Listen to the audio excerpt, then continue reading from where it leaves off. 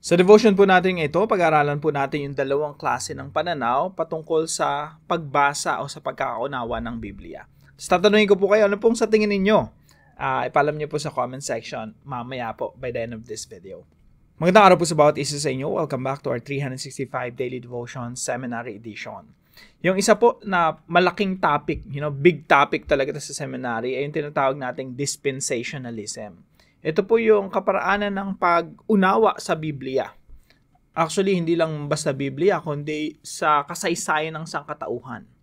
Now, para po sa mga dispensationalist, naniniwala sila na yung history ng sangkatauhan, mahati yan sa 7.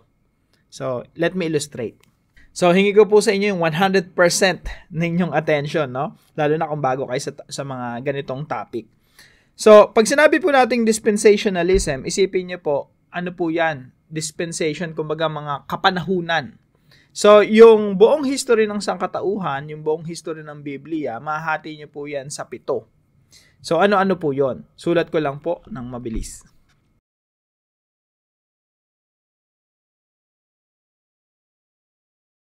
Ito po yung 7 dispensation. Innocence, conscience, government, promise, law, grace, kingdom. Ibig sabihin, ito po yung mga 7 kapanahunan ng Diyos. Now, tayo po ay nandito na sa grace. So, lagyan po natin ng tao rito, no? Tayo po yan, nasa dispensation of grace. At someday po, babalik ang Panginoong Jesucristo rito. Return, sulat po natin rito, return, muling pagbabalik ng Panginoong Jesucristo. Tsaka po mag-i-start yung kingdom age. Ngayon po, nasa church age po tayo. Now, zoom in ko po para po mas makita natin, no?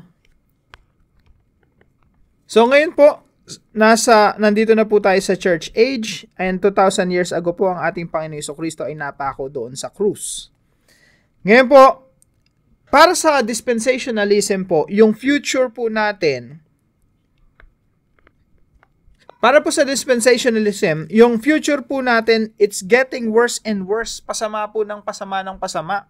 Kaya po yung dispensationalism, ito po ay end times. Ibig sabihin, pananaw ng mga Kristiyano patungkol sa hinaharap. And by the way, majority po dito sa Pilipinas ay dispensationalist.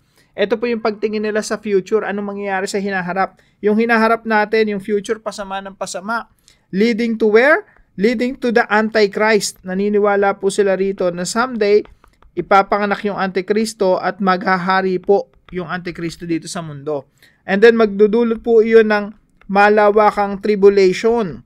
O ito po yung tinatawag nating matinding kapaghitian. Yung talagang matinding suffering ng sangkatauhan. Kaya po para sa pananaw na ito, pasama ng pasama yung mundo hanggang dumating yung Antikristo. At tsaka pa lamang po after 7 years po ito, tsaka pa lang po dadating ang ating Panginoong Jesucristo. At pagdating ng ating Panginoong Jesucristo, tsaka lang po magkakaroon ng kaayusan dito sa mundo. Yan po yung dispensationalism in a nutshell. Ito pong dispensationalism ay tinatag or sinimulan ni John Nelson Darby. Si John Nelson Darby po, siya po yung tinuturing na father of dispensationalism. Yan po yung una kong natutunan. Ngayon, nung nag-aaral ako sa seminary, naunawaan ko na mayroon pa palang mas nauna doon. Panahon nila Jonathan Edwards ng mga Puritans, na ang pananaw nila, kabaligtaran ng pananaw ni J.N. Darby.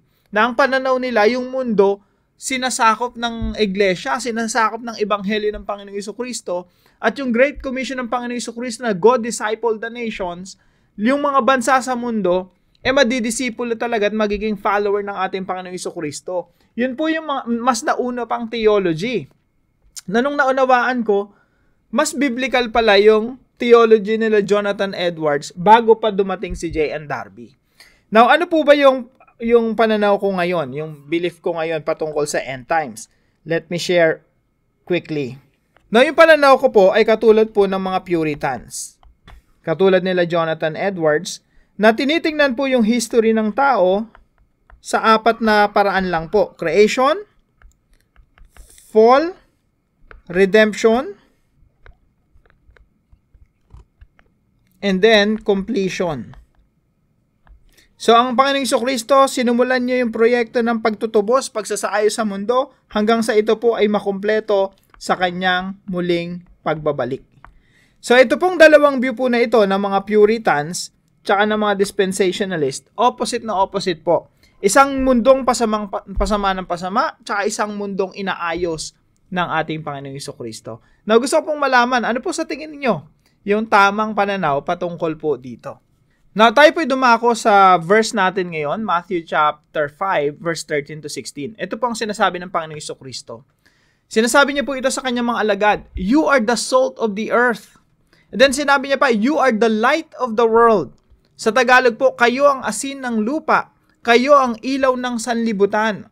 So ako po naniniwala bilang isang mananampalataya at tagasunod ng Panginoong Jesucristo na yung iglesia, yung church, sila ay asin na may impluwensya dito sa mundo at may impluwensyahan talaga yung mundo. Hindi tayo yung gagapiin at matatalo at mamamayagpag yung Antikristo at yung kasamaan dito sa mundo. We are the salt of the earth, light of the world. At meron talaga tayong impluwensya at magliliwanag talaga yung church habang dumadami yung mga Kristiyano, habang lumalaganap ang ebanghelyo, mas maraming tao nakakilala sa Panginoong Jesucristo, habang nadidisipulo yung mga bansa, yung buong mundo ay magkakaroon ng liwanag, magliliwanag talaga. Now, ito po yung katuruan po natin ngayong umaga. The church is salt and light in this dark world. Pero sinasabi po ng mga ni J.N. Darby tsaka ng mga dispensationalist na yung dark world mananatiling dark. Ibig sabihin, yung liwanag ng church, hindi talaga magiging maimpluwensya yan kasi yung mundo nga natin, pasama ng pasama. Pero sasabihin nila Jonathan Edwards, tayo ay salt and light for a purpose. May reason. Meron talaga tayong impluwensya at lalaganap talaga ang ebanghelyo ng Panginoong Jesucristo and no one can stop the gospel of the Lord Jesus Christ. Pangalawa po, the church succeeds in the Great Commission. Ang church po ay magiging matagumpay. Sabi po ng Panginoong Jesucristo sa Matthew 28:18-20, "All authority in heaven and on earth has been given to me, therefore go and disciple the nations." Inutusan po ng Panginoong Jesucristo ang church na disipuluhin lahat ng mga bansa, gawin silang tagasunod ng Panginoong Jesucristo. Ang tanong po, magtatagumpay po ba yung church? Sabi ni J.N. Darby, hindi. Kasi the church will fail. Ang tagumpay nasa kingdom age pa. Pero sasabihin nila Jonathan Edwards at mga Puritans, no, the church will succeed. Magtatagumpay talaga ang iglesia sa pagsunod dun sa inutos ng Panginoong Jesucristo. Ang Panginoong Jesucristo nagbigay ng misyon hindi para mabigo, kundi nagbigay ng misyon sa church na disipuluhin lahat ng mga bansa para magtagumpay. Sa mga katulad itong bansang Pilipinas na to, kahit anong korupsyon at kasamaan ang nakikita natin dito, magtatagumpay yung church, magtatagumpay yung ebanghelyo ng Panginoong Jesucristo, magtatagumpay ang kapayapaan, ang righteousness ng Panginoong Jesucristo dito sa ating bansa. Ang Pilipinas ay maayos habang dumadami ang mga mananampalataya, habang dumadami ang mga tagsunod ng Panginoong Jesucristo. Someday, the Philippines will bow down before the Lord Jesus Christ. That is the future of the Philippines pag kinausap mo si Jonathan Edwards. Pag kinausap mo si J.N. Darby, hindi mangyayari yan. Pasama ng pasama yung Pilipinas hanggang dumating ang Antikristo at magkaroon ng malawaang kapighatian dito sa mundo. So, tanong ko po sa inyo, ano sa tingin niyo po yung sinasabi ng Biblia? Pangatlo po, the church will become successful through the indwelling presence of the Spirit of God or the Spirit of Christ. Maging matagumpay yung church sa pagdidisipulo sa mga bansa sa mundo, hindi dahil makapangyarihan ng church, kundi dahil makapangyarihan ng Espiritu ng Diyos na nananahan sa iglesia. Ang banal na Espiritu ang magpapatagumpay sa church para matupad nilang ang misyon na ipinapagawa sa kanila ng Panginoong Jesucristo. So the church will become successful through the indwelling presence of the Spirit of God. Kaya mali po yung sinasabi na yung church magiging victorious sila on their own. No, it's not gonna happen. Magtatagumpay ang church because of the Holy Spirit, the empowerment of the Holy Spirit, so that the church will be able to fulfill the mission of God.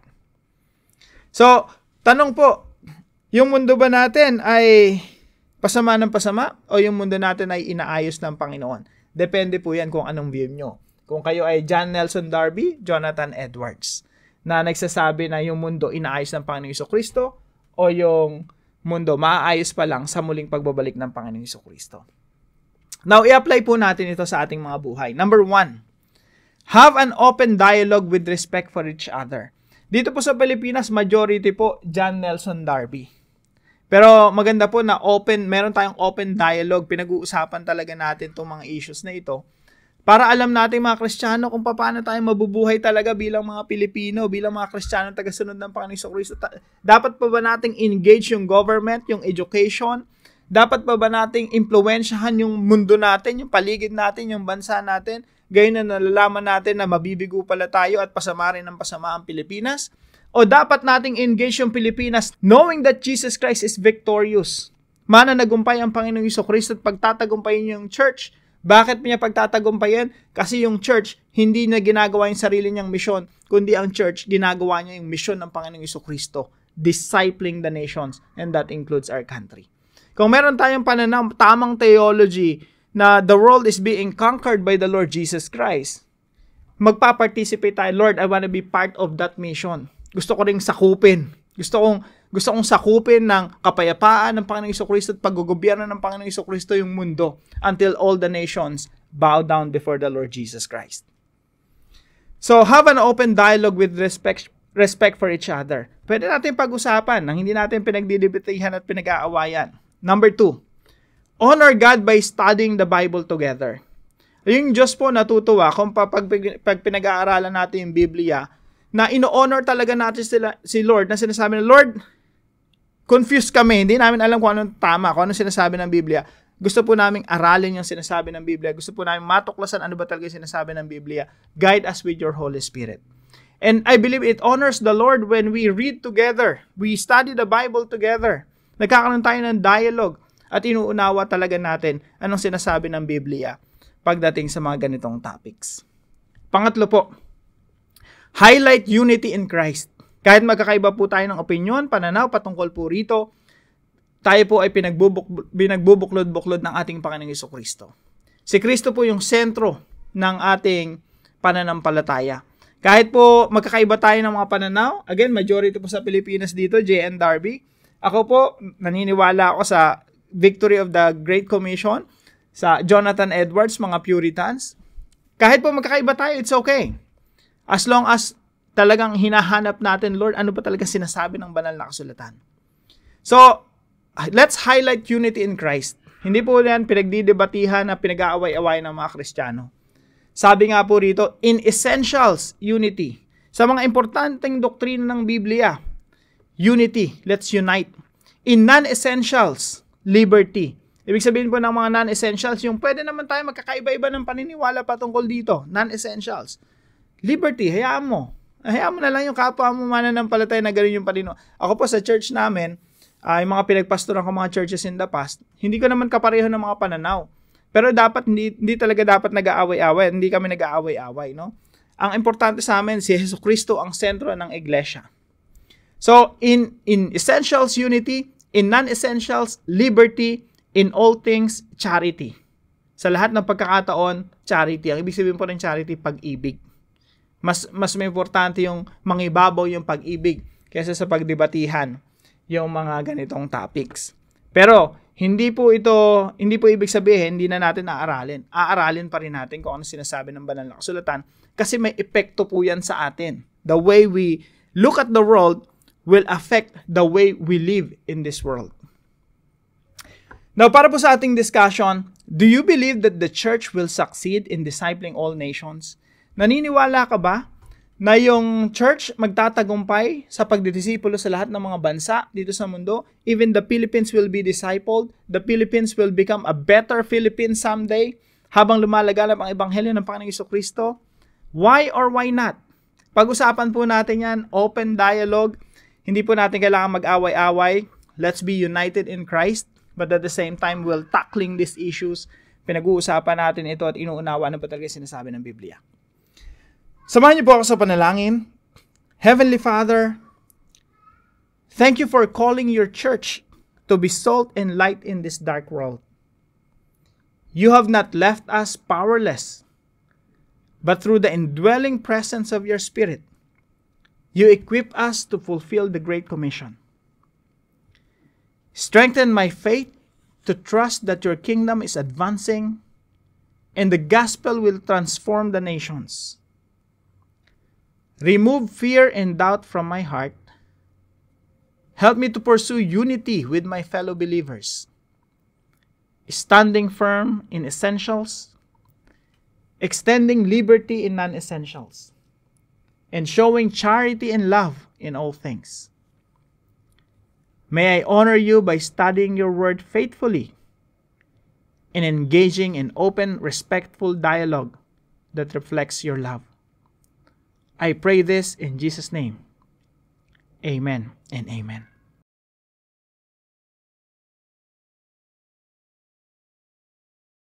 Maraming salamat po kay Pastor Adoniram na supportive po dito sa ating channel. Pagpalain ka ng ating Panginoon. At kung kayo po may natutunan sa devotion natin na ito, ano pong sa tingin nyo? Ano po dito sa dalawa na ito ang tama according to the Bible? Let us know in the comment section below. And please don't forget to share this devotion to your family and friends. God bless you po. See you po tomorrow 5 a.m. dito sa ating Daily Devotions.